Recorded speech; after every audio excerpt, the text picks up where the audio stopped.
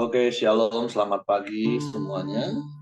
Bersyukur, berterima kasih pada Tuhan. Pagi hari ini kita boleh bangun lagi dengan tubuh yang diberkati, dengan kekuatan kesehatan yang baru datang daripada Tuhan.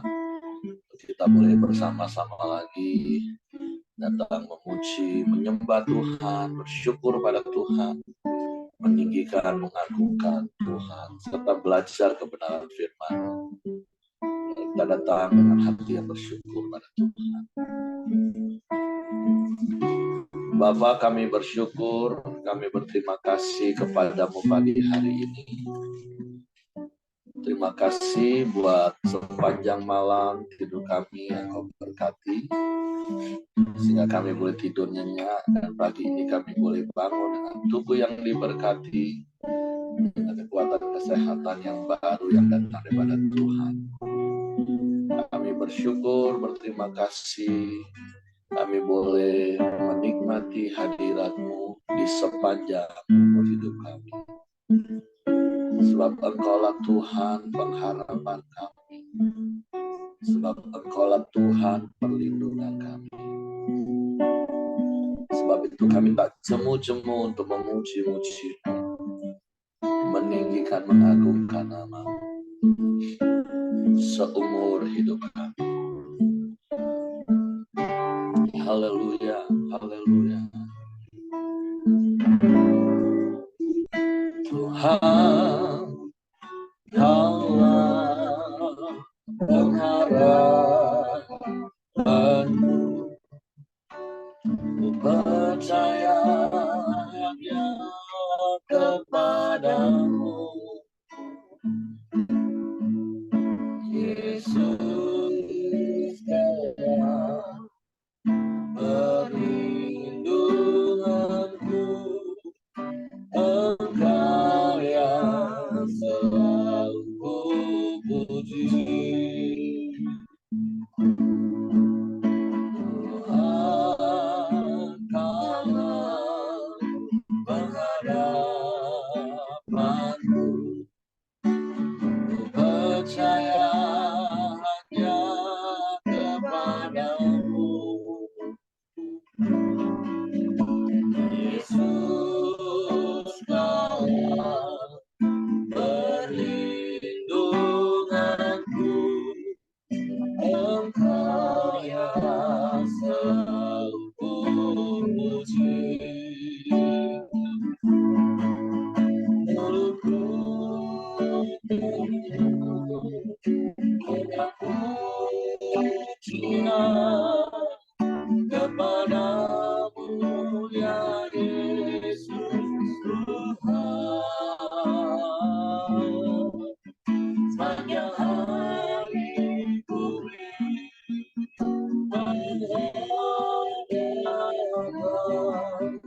kepadamu, ya Allahku.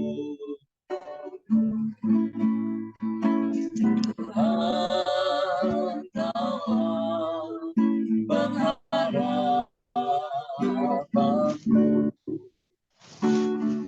percaya hanya kepadamu,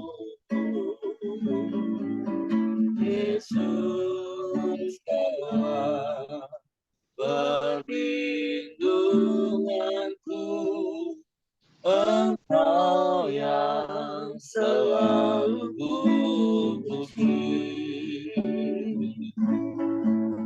Mulutku penuh dengan pujian kepadamu, ya Yesus Tuhan. Sepanjang hari ku ingin penghormatan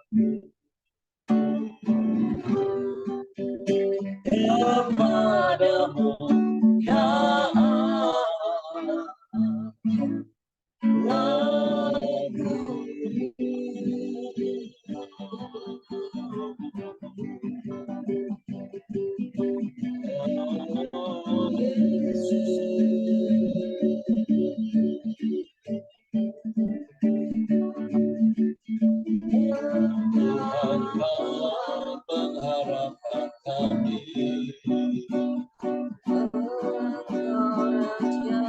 Engkau Tuhan perlindungan, Yesusku.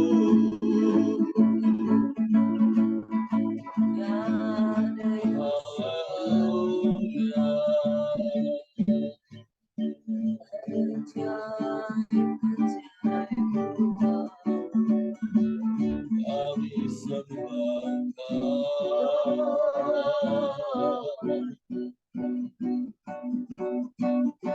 kami sembah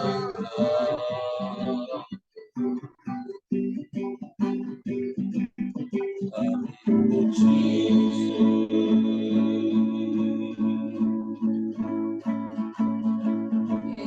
kami sembah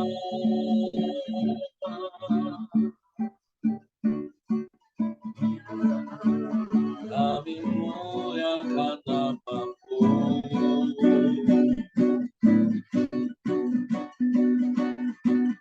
kami tinggikan Engkau,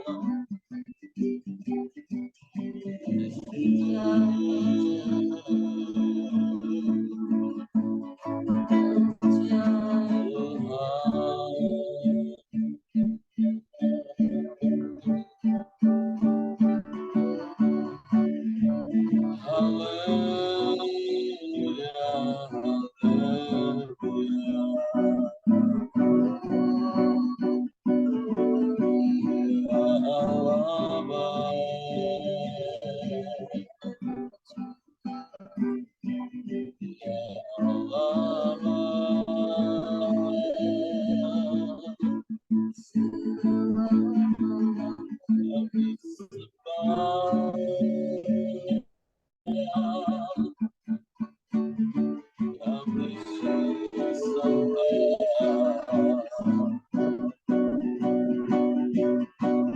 kami puji, kami muliakan nama-Mu,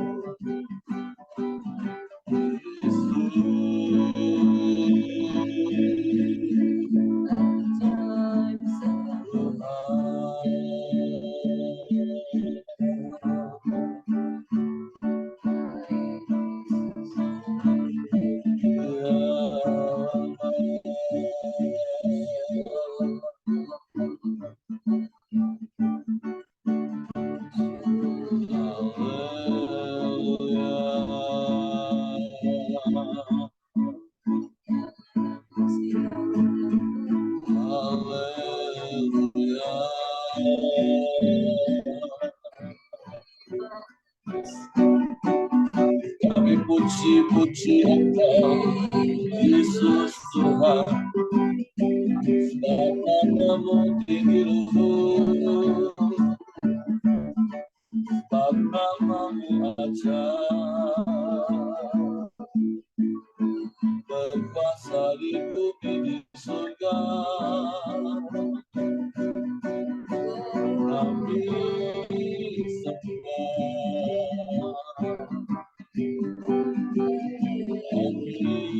sembah,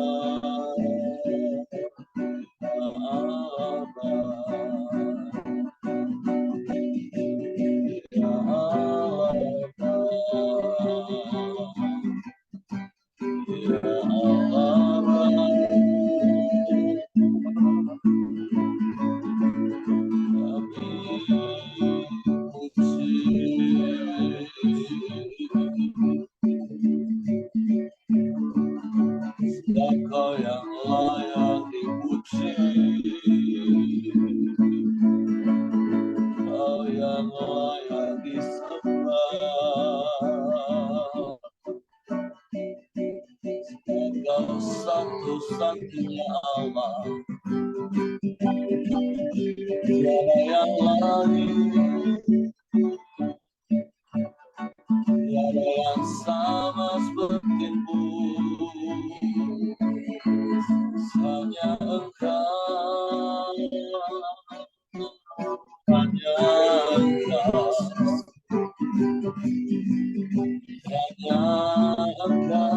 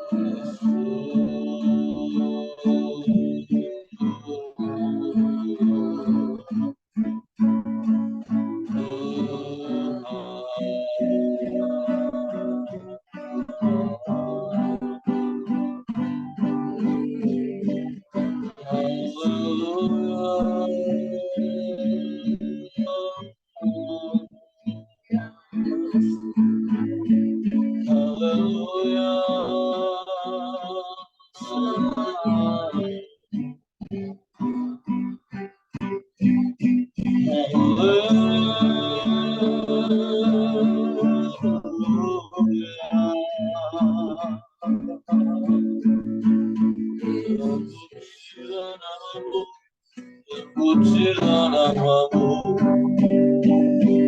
kami sembah,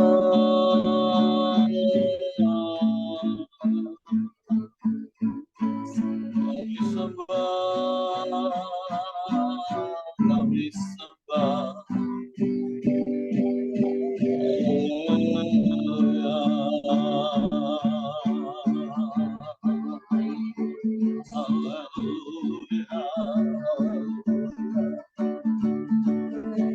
Engkau baik Tuhan, Kau sungguh baik, Engkau sangat baik, Kau selalu baik bagi kami.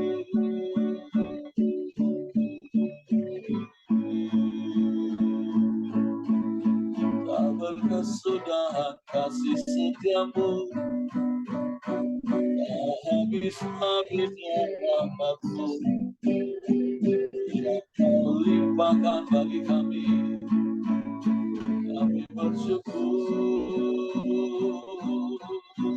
kami bersyukur.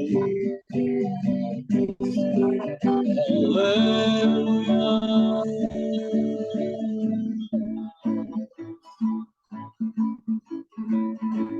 Haleluya.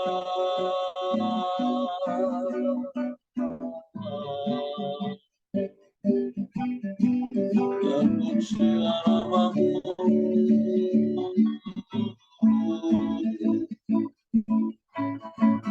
Yesus Tuhan yang mulia, yang ajaib, oh yang dahsyat, oh yang hebat. Sebab itu hanya kepadamu hati kami percaya, hanya kepadamu kami mempercayakan hidup kami. Sebab kami aman di dalammu, Kau perlindungan yang teguh. Haleluya, haleluya,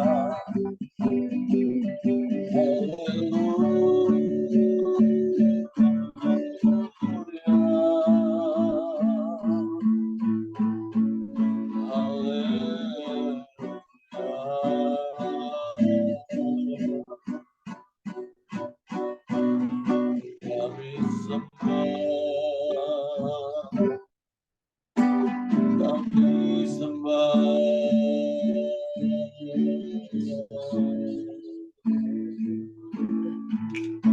Engkaulah segalanya bagi kami. Tiada yang lain, hanya Engkau. Engkau setia, tak pernah terlambat pertolonganmu.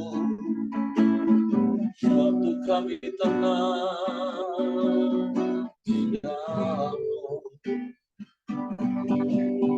kami terus percaya padamu, berharap kepadamu, memandang wajah-Mu, Yesus Tuhan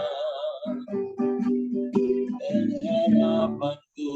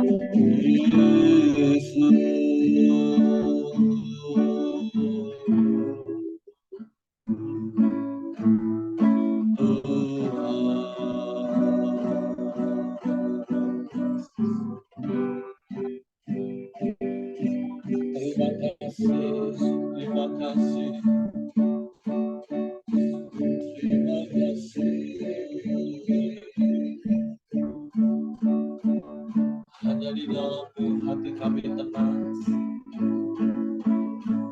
sebab dalam perlindungan-Mu kami aman, dan pertolongan kami datangnya hanya daripada-Mu. Tak pernah terlambat pertolongan-Mu bagi kami.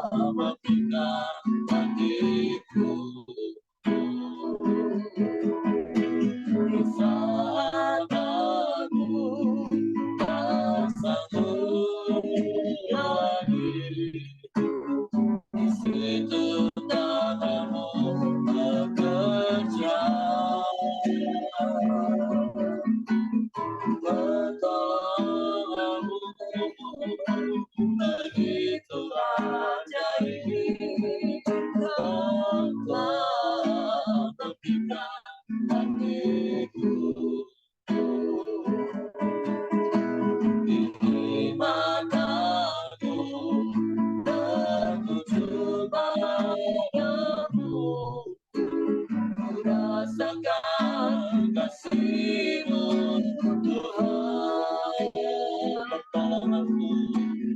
pertolongan-Mu, begitu ajaib dan telah berikan hatiku.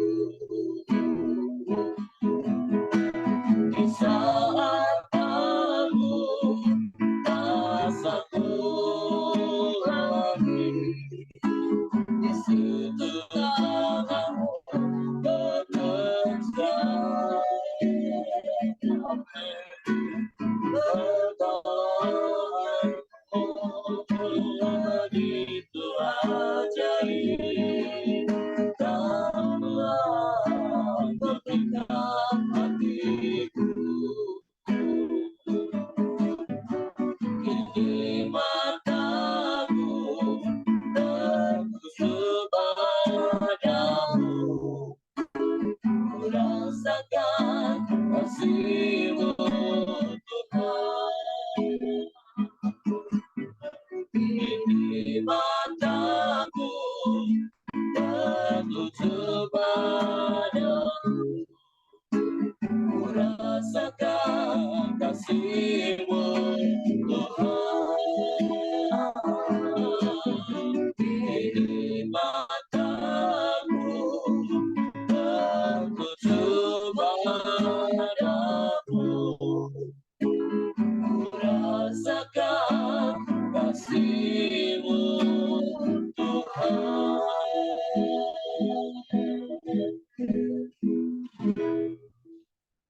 Ini yang kami mau lakukan dalam hidup kami. Kami mau percaya hanya kepada-Mu. Sebab hanya itu yang membuat hati kami tetap tinggal tenang dalam segala keadaan yang sedang terjadi di sekeliling kami, bahkan di dalam hidup kami. Bahkan kami dapat menanti-nantikan pertolongan-Mu yang tidak pernah terlambat dengan hati yang selalu bersyukur kepada-Mu. Sebab itu kami butuh firman-Mu menguasai hati kami, menguasai seluruh pikiran kami. Sebab hanya firman-Mu yang menenangkan hati kami, firman-Mu yang menenteramkan jiwa kami. Sebab janji-janji-Mu ya dan amin bagi kami. Sebab itu pagi hari ini kami siapkan hati kami untuk firman-Mu. Roh Kudus, tolong kami untuk mengerti firman. Tolong kami untuk memahami firman. Sehingga kami percaya kepada firman dan kami melakukannya dalam hidup. Kami sambut firman-Mu pagi hari ini dalam nama Yesus Tuhan. Haleluya, haleluya, haleluya. Amin.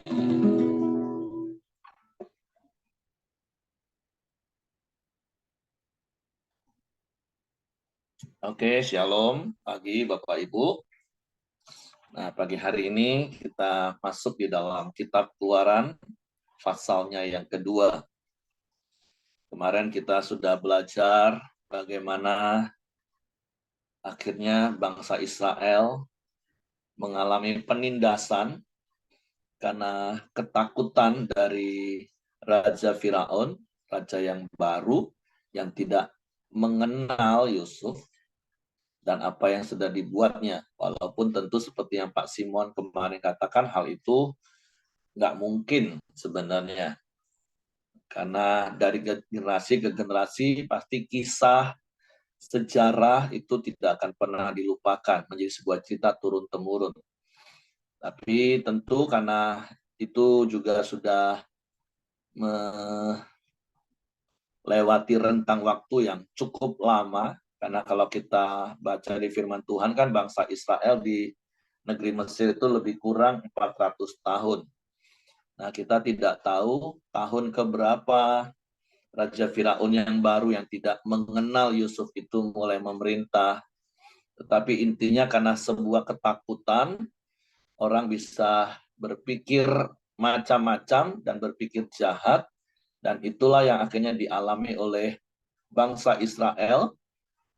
Mereka ditindas, bahkan ketika ditindas mereka lebih berkembang, ketakutan semakin besar, maka semakin jahat pikiran Raja Firaun, yaitu untuk membunuh setiap bayi laki-laki dari orang Ibrani yang lahir. Nah, hari ini kita masuk pada sebuah kisah dalam sebuah keluarga, yaitu yang bernama Amram dan Yokebed, yaitu orang tua dari Musa yang akan menjadi sentral di dalam kitab Keluaran ini, dan juga penulis dari 5 kitab pertama di Alkitab kita, yaitu Pentateuch, Kejadian, Keluaran, Imamat, Bilangan, dan Ulangan. Nah, hari ini kita akan mulai belajar kisah bagaimana Musa dilahirkan. Keluaran pasal 2, ayat yang pertama, seorang laki-laki dari keluarga Lewi kawin dengan seorang perempuan Lewi, lalu mengandunglah ia dan melahirkan seorang anak laki-laki. Ketika dilihatnya bahwa anak itu cantik, disembunyikannya 3 bulan lamanya. Tapi ia tidak dapat menyembunyikannya lebih lama lagi, sebab itu diambilnya sebuah peti pandan, dipakalnya dengan gala-gala dan ter, diletakkannya bayi itu di dalamnya, dan ditaruhnya peti itu di tengah-tengah teberau di tepi sungai Nil. Kakaknya perempuan berdiri di tempat yang agak jauh untuk melihat apakah yang akan terjadi dengan dia. Maka datanglah putri Firaun untuk mandi di sungai Nil, sedang dayang-dayangnya berjalan-jalan di tepi sungai Nil. Lalu terlihatlah olehnya peti yang di tengah-tengah teberau itu, maka disuruhnya hambanya perempuan untuk mengambilnya. Ketika dibukanya, dilihatnya bayi itu, dan tampaklah anak itu menangis, sehingga belas kasihanlah ia kepadanya dan berkata, tentulah ini bayi orang Ibrani. Lalu bertanyalah kakak anak itu kepada putri Firaun, akan kupanggilkah bagi tuan putri seorang inang penyusu dari perempuan Ibrani untuk menyusukan bayi itu bagi tuan putri? Saud putri Firaun kepadanya, baiklah. Lalu pergilah gadis itu memanggil ibu bayi itu. Maka berkatalah putri Firaun kepada ibu itu, bawalah bayi ini dan susukanlah dia bagiku, maka aku akan memberi upah kepadamu. Kemudian perempuan itu mengambil bayi itu dan menyusuinya. Ketika anak itu telah besar, dibawanyalah kepada putri Firaun yang mengangkatnya menjadi anaknya dan menamainya Musa, sebab katanya, karena aku telah menariknya dari air. Nah, di perikop pertama ini kita bisa belajar dari kehidupan orang tua Musa, yaitu yang di sini hanya disebutkan Lewi, seorang laki-laki Lewi dan perempuan Lewi. Tapi kita tahu nama orang tua Musa itu adalah Amram dan Yokebed. Bagaimana di tengah-tengah situasi yang sangat mencekam tentunya, bahkan situasi yang harusnya bisa menjadi alasan untuk mereka bukan hanya ketakutan tapi bisa stres bahkan sampai depresi. Bagaimana tidak mereka hidup di bawah ancaman bahwa anak yang mereka terima di waktu itu seorang laki-laki yang menurut peraturan harus dibunuh. Tentu ini satu hal yang sangat menyedihkan dan bisa menimbulkan duka, berkecamuk dalam pikiran. Dan sekali lagi seperti saya katakan, ini bisa saja menjadi alasan untuk orang tua Musa menjadi stres dan depresi. Tapi satu hal yang kita belajar hari ini, orang yang hidup takut akan Tuhan, hidup berharap kepada Tuhan, seperti yang kemarin saya katakan di renungan harian yang saya tulis, ketakutan itu hanya akan memunculkan pikiran-pikiran jahat, tetapi keyakinan, kepercayaan kepada Tuhan akan menghasilkan hikmat untuk mendapatkan solusi, menemukan jalan keluar dalam hidup ini. Jadi pembelajaran yang pertama yang kita mau belajar hari ini, apapun situasi yang sedang kita alami, jangan jadikan situasi itu membuat kita hidup dalam kekhawatiran, hidup dalam ketakutan, sehingga pikiran kita dikuasai oleh ketakutan itu, tapi biarlah pikiran Kristus, firman, itu yang menguasai hidup kita, menghalau ketakutan, seperti 1 Petrus pasal 4, ayat 7, ayat yang selalu juga saya ingatkan. Firman Tuhan katakan, kuasailah dirimu, jadilah tenang, supaya kamu dapat berdoa. Karena di awal ayat itu katakan, karena kesudahan segala sesuatu sudah dekat. Artinya di akhir zaman akan ada banyak hal yang terjadi, dan sekali lagi bisa saja itu menjadi alasan bagi banyak orang untuk hidup di dalam kekhawatiran dan ketakutan. Tapi mari kita belajar situasi apapun yang sedang terjadi di sekelilingmu, situasi apapun bahkan yang sedang menimpa dirimu, jangan sampai itu membuat kita hidup dalam kekhawatiran dan akhirnya hidup kita melakukan hal-hal yang tidak berkenan pada Tuhan, hal-hal yang justru memperburuk keadaan kita. Tapi kuasai dirimu, belajar jadi tenang, karena ada Tuhan yang selalu bersama dengan kita, dan Tuhan akan membuka pikiran kita, memberikan hikmat bagi kita untuk kita menyelesaikan setiap persoalan yang kita hadapi. Sehingga sama seperti apa kita baca, karena mereka sudah tidak dapat menyembunyikan lagi, karena bayi Musa itu sudah berumur 3 bulan, tentu tangisannya semakin kuat, dan akhirnya ada hikmat Tuhan, ada solusi Tuhan, walaupun tentu sekali lagi, di dalam setiap langkah kita mungkin saja ada risiko yang kita ambil. Tetapi ketika kita belajar taat kepada Tuhan dan kita percaya Tuhan turut bekerja dalam segala sesuatu, itu akan mendatangkan kebaikan. Karena sekali lagi ketika kita berdoa, kita menerima hikmat Tuhan, dan kita mulai mau belajar taat, melakukan apa yang Tuhan katakan, iblis tetap akan kembali menyerang kita dengan rasa khawatir. Contoh kalau seperti kasus yang kita baca pagi hari ini. Mereka dapat hikmat, ya sudah kalau gitu kita taruh bayi Musa ini di sebuah keranjang yang bisa mengapung di air, dan tentu ini bukan 1-2 hari mereka langsung laksanakan. Mereka akan intai pantau, oh ternyata di daerah sini, di aliran sungai sini, sebelah sini, Putri Firaun sedang mandi. Ada risiko nggak kalau ketahuan Putri Firaun dan dayang-dayangnya, bayi itu akan tetap dibunuh? Ada. Iblis bisa saja menawarkan pikiran kekhawatiran seperti itu. Tetapi sebagai orang yang percaya, kita mau tetap lebih percaya apa kata Tuhan. Bukan tawaran kekhawatiran yang iblis tawarkan.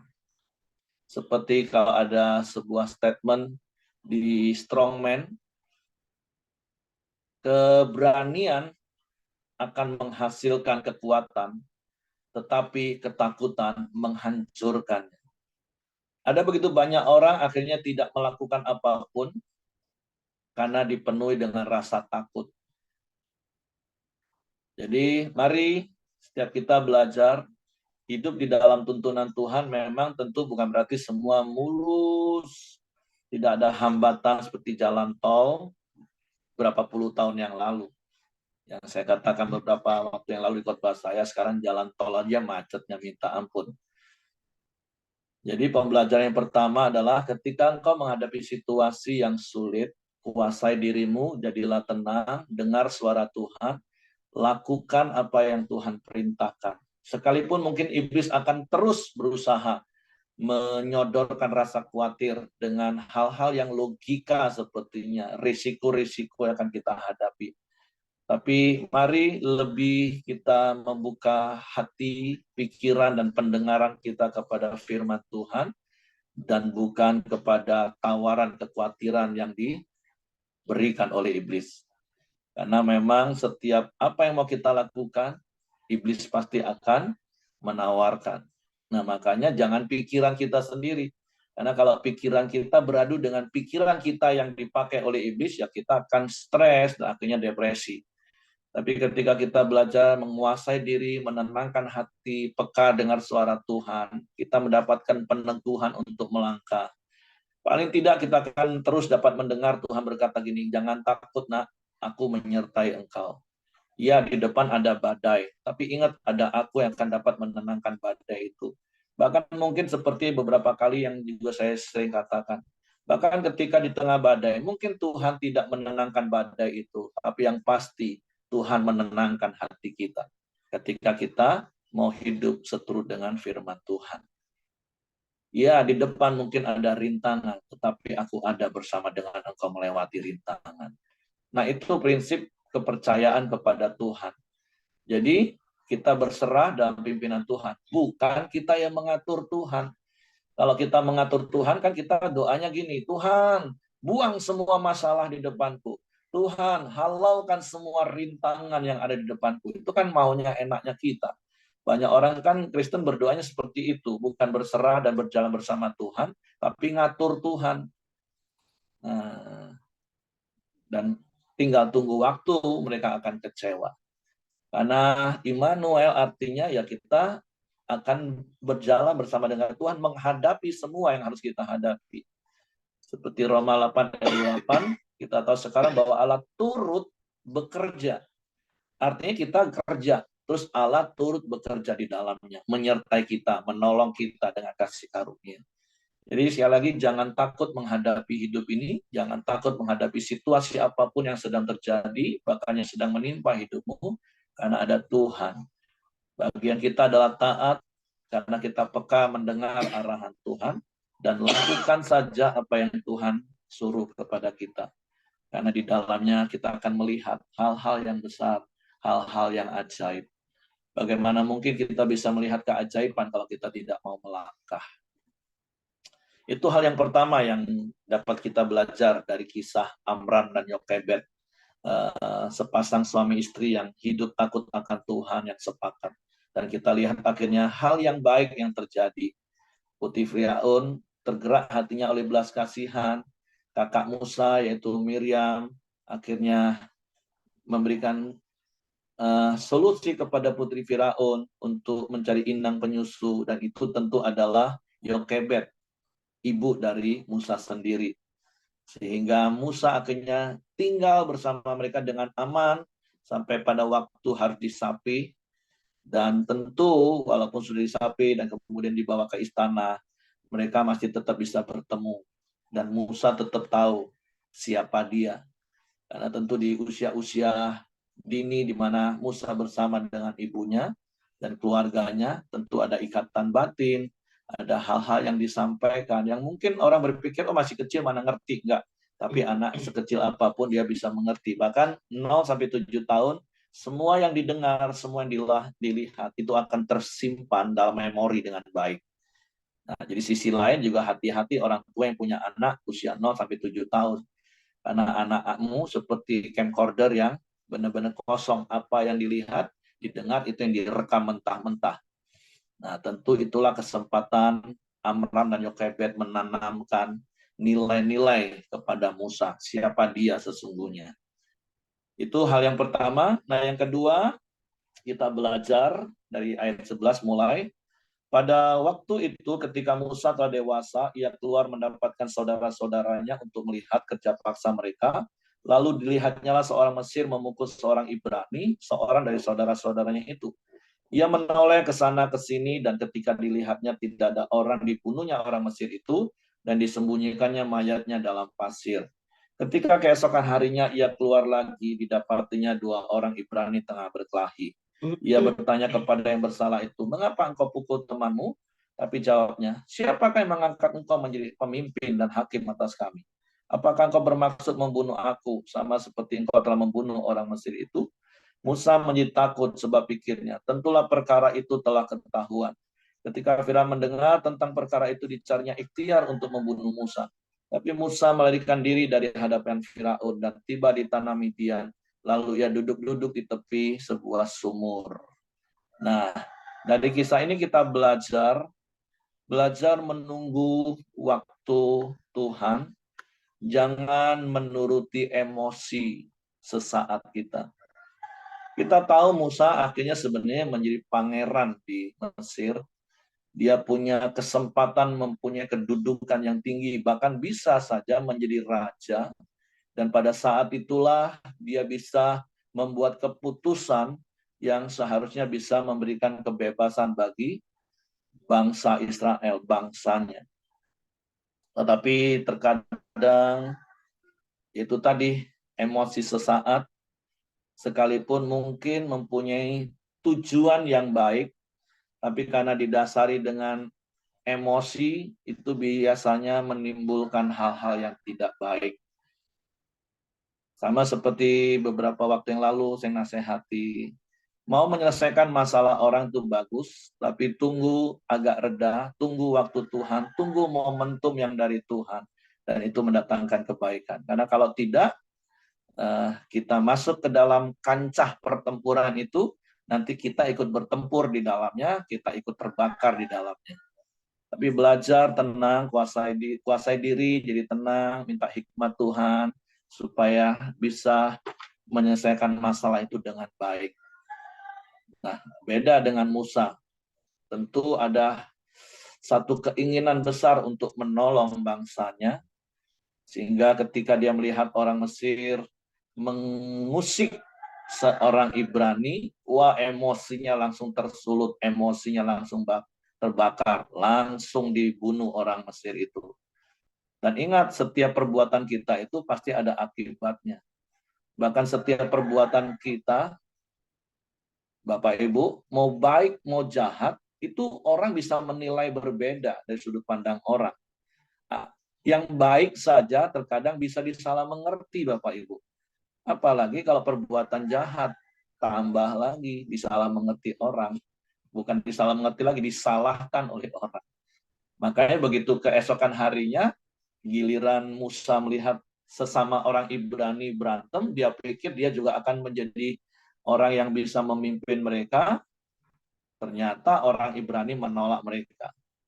Akhirnya Musa jadi kepahitan. Nanti kita lihat di perikop-perikop pasal berikutnya. Waktu disuruh untuk kembali ke Mesir untuk menolong bangsanya, Musa banyak sekali alasan. Karena belum beres dengan lukanya. Karena dia ditolak. Waktu dia pengen menolong ternyata ditolak. Makanya berkali-kali saya sering menasehati teman-teman. Bahkan kemarin saya nasehati juga satu orang. Jangan jemu-jemu berbuat baik, kata firman Tuhan. Walaupun terkadang perbuatan baik kita itu bisa disalah mengerti oleh orang. Kita berbuat baik, bahkan malah ditolak oleh orang. Tapi bukan alasan bagi kita untuk terus tidak berbuat baik lagi. Teruslah berbuat baik. Karena firman Tuhan bilang, jangan jemu-jemu berbuat baik. Nah, jadi hal yang kedua kita belajar dari Musa, belajar lebih menguasai diri, terus tunggu waktunya Tuhan dengan cara yang tepat.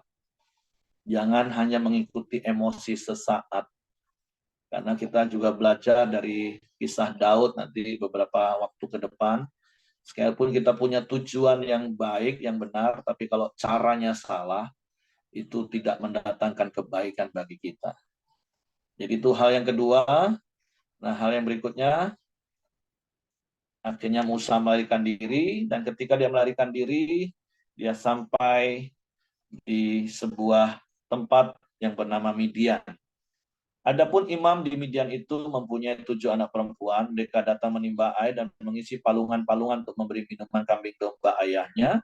Maka datanglah gembala-gembala yang mengusir mereka, lalu Musa bangkit menolong mereka dan memberi minum kambing domba mereka. Memang Musa ini orangnya cukup temperamen sebenarnya. Walaupun sebenarnya ada ayat kemudian setelah 40 tahun diproses di padang gurun, firman Tuhan di padang Midian, terus ditambah di padang gurun, firman Tuhan nanti mencatat bahwa Musa ini hatinya paling lembut. Tapi kalau kita baca di kisah ini orang paling temperamen. Gak sabaran lihat orang ditindas. Bagus gak? Bagus Bapak Ibu. Tapi itu tadi, sekali lagi, semua harus melangkah dalam pimpinan tuntunan Tuhan. Nah, di kisah ini, Musa menolong anak-anak dari imam di Midian tadi. Ketika mereka sampai kepada Rehuel, ayah mereka, berkata ia, mengapa selekas itu kamu pulang hari ini, jawab mereka, seorang Mesir menolong kami terhadap gembala-gembala, bahkan ia menimba air banyak-banyak untuk kami dan memberi minum kambing domba. Ia berkata kepada anak-anaknya, di manakah ia? Mengapa kamu tinggalkan orang itu? Panggillah dia makan. Musa bersedia tinggal di rumah itu, lalu diberikanlah Rehula Zipora anaknya kepada Musa. Perempuan itu melahirkan seorang anak laki-laki, maka Musa menamainya Gersom, sebab katanya, aku telah menjadi seorang pendatang di negeri asing. Nah, setiap apa yang kita lakukan hal baik, tentu ada hal baik juga yang akan kita tuai. Apa yang Musa lakukan menolong anak-anak Reuel, menolong anak-anak Reuel, akhirnya dia mendapatkan istri. Nah, itu hal yang dapat kita belajar. Percayalah, apa yang baik yang kita tabur, pasti kita akan menuai. Seperti apa yang sedang kita belajar 2 bulan ini. Orang yang menabur pasti akan menuai. Nah, perikop yang terakhir, Musa diutus Tuhan. Lama sesudah itu matilah Raja Mesir, tetapi orang Israel masih mengeluh karena perbudakan. Dan mereka berseru-seru, sehingga teriak mereka minta tolong karena perbudakan itu sampai kepada Allah. Allah mendengar mereka mengerang. Lalu ia mengingat kepada perjanjiannya dengan Abraham, Ishak, dan Yakub. Maka Allah melihat orang Israel itu dan Allah memperhatikan mereka. Itu Allah yang setia dengan perjanjiannya. Arti contohnya seperti ini Bapak Ibu. Kalau kita jadi orang tua yang hidup di dalam perjanjian Tuhan, orang tua yang hidup di dalam Tuhan, dalam kasih karunia Tuhan. Bahkan ketika anak-anak kita dalam pergumulan dan mereka berdoa kepada Tuhan, Tuhan bukan hanya sekedar mendengar doa anak kita, tapi Tuhan ingat hidup kita. Tuhan ingat bagaimana kita hidup di hadapannya. Oleh sebab itu sebagai orang tua, mari kita hidup benar di hadapan Tuhan. Sehingga perjanjian kita dengan Tuhan itu bisa dapat dinikmati oleh anak-anak kita, cucu-cucu kita, generasi-generasi di bawah kita. Karena jelas ayat ini katakan ketika Allah mendengar mereka mengerang, lalu Tuhan ingat. Ini bukan berarti terus, oh Tuhan lupa ya, tiba-tiba Tuhan ingat. Enggak. Tuhan akan selalu mengingat perjanjiannya dengan Abraham, Ishak, dan Yakub. Begitu juga dengan kita. Tuhan akan ingat perjanjiannya dengan kita ketika kita hidup dalam perjanjian Tuhan. Bahkan bukan hanya untuk hidup kita, bahkan sampai anak cucu kita dan keturunan kita. Jadi itu yang bisa kita belajar pagi hari ini dari 3 perikop yang kita baca. Tentu Bapak Ibu akan merenungkan firman Tuhan ini dan mendapatkan hal-hal yang luar biasa yang datang dari Tuhan. Dan mari hidup dalam firman, praktek firman. Hidup dalam tuntunan Tuhan, tunggu waktu Tuhan. Semua mendatangkan kebaikan bagi kita. Oke, itu saja yang saya sampaikan Bapak Ibu. Kalau mungkin ada yang mau tambahkan, silakan. Kalau tidak ada, saya serahkan kepada Hengki. Ya, mari kita masuk dalam doa kita di pagi hari ini. Bapak yang baik, kami bersyukur kepadamu ya Tuhan. Terima kasih buat pagi hari yang indah ini ya Bapak. Setiap kami terus bisa datang ke hadapan-Mu ya Tuhan. Menyembah, memuji, dan meninggikan nama-Mu ya Bapa. Terus Tuhan, kami bisa juga di pagi hari terus bisa merenungkan firman-Mu ya Bapa. Terima kasih buat setiap kebenaran firman-Mu yang telah disampaikan oleh Pak Heri ya Tuhan. Biarlah melalui perenungan firman-Mu di pagi hari ini Tuhan, setiap kami terus dimerdekakan ya Bapa. Biarlah Tuhan terus juga berkati Pak Heri yang telah menyampaikan kebenaran firman-Mu ya Tuhan. Dan juga setiap kami yang di pagi hari ini yang sudah mendengar kebenaran-Mu, biarlah Tuhan terus memberkati setiap hidup kami ya Bapa. Tuhan terus membawa kami hidup lebih baik lagi ya Tuhan. Dan juga kami terus akan menunggu waktu-Mu, dan juga kami terus akan berjalan sesuai dengan kehendak-Mu ya Bapa. Terima kasih buat pagi hari yang indah ini. Biarlah Tuhan juga terus memberkati setiap kehidupan keluarga setiap kami ya Tuhan. Baik istri, baik suami, baik anak-anak kami, cucu kami, bahkan menantu kami juga Tuhan. Dan juga setiap orang tua kami. Tuhan juga berkati ya Bapa. Tuhan juga berikan kesehatan, kekuatan, dan perlindungan atas setiap mereka ya Tuhan. Terima kasih, dan juga setiap pekerjaan apapun yang kami lakukan, usaha kami, biarlah Tuhan campur tangan, Tuhan juga membuat keberhasilan ya Bapa. Dan juga buat teman-teman kami yang tidak hadir, bahkan juga dalam liburan juga Tuhan, Tuhan juga berkati setiap mereka ya Bapa. Terima kasih ya Tuhan. Tuhan juga berkati bangsa kami Indonesia ya Bapa. Kami percaya hari demi hari bangsa kami terus dikenal oleh dunia ya Tuhan. Bangsa kami terus akan maju ya Tuhan. Kami percaya bangsa kami terus Tuhan berkati ya Tuhan.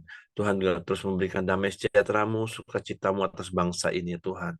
Dan juga biarlah setiap aspek pembangunan di bangsa ini Tuhan terus boleh maju ya Tuhan. Dari setiap pulau-pulau, kota-kota, bahkan desa-desa ya Tuhan. Dan juga kesejahteraan masyarakat di Indonesia terus semakin baik ya Tuhan. Baik, kami bersyukur kepadamu ya Tuhan. Tuhan juga terus memberkati pemerintahan yang ada, dari Presiden kami, Pak Joko Widodo ya Tuhan. Tuhan juga terus memberikan dia kesehatan, kekuatan ya Tuhan, dan hikmat-Mu lebih lagi Tuhan, untuk membawa bangsa ini lebih baik ya Bapa.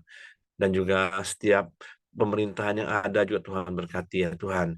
Biarlah pemerintahan yang ada terus berjalan dengan takut akan Engkau ya Bapa. Terima kasih ya Tuhan, kami serahkan bangsa kami Indonesia dan juga pemerintahan kami ke bawah tangan kuasa-Mu ya Tuhan. Mari kita masuk dalam doa Bapa kami. Bapa kami yang di surga, dikuduskanlah nama-Mu, datanglah kerajaan-Mu, jadilah kehendak-Mu di bumi seperti di surga. Berikanlah kami pada hari ini makanan kami yang secukupnya, dan ampuni kami akan kesalahan kami, seperti kami juga mengampuni orang yang bersalah kepada kami. Dan janganlah membawa kami ke dalam pencobaan, tapi lepaskanlah kami daripada yang jahat. Karena Engkau yang punya kerajaan, dan kuasa, dan kemuliaan, sampai selama-lamanya. Amin. Pak Heri, silakan tutup dalam doa. Bapak, terima kasih buat pagi hari ini, buat firman-Mu. Biarlah firman-Mu sungguh mengendalikan hidup kami, sehingga kami hidup semakin bijak karena hikmat Tuhan menyertai kami, sehingga hidup kami jadi berkat bagi banyak orang dan Kau dipermuliakan. Dan kami menikmati kebaikan-kebaikan-Mu yang terus Kau nyatakan dalam hidup kami. Bahkan sepanjang hari ini kami serahkan roh jiwa tubuh kami dalam tangan-Mu. Tutup bungkus kami dengan kuasa darah Yesus. Maka tempat tinggal kami menyertai keluar masuk kami sepanjang hari ini. Sehingga apa yang kami kerjakan seturut firman-Mu, Tuhan, buat berhasil dan Engkau dipermuliakan. Kiranya kasih karunia Bapa, damai sejahtera dari Yesus Kristus, dan persekutuan Roh Kudus menyertai kita mulai hari ini sampai Maranatha, di dalam nama Tuhan Yesus Kristus. Haleluya. Amin. Oke, semangat pagi. Selamat beraktivitas. Tuhan memberkati.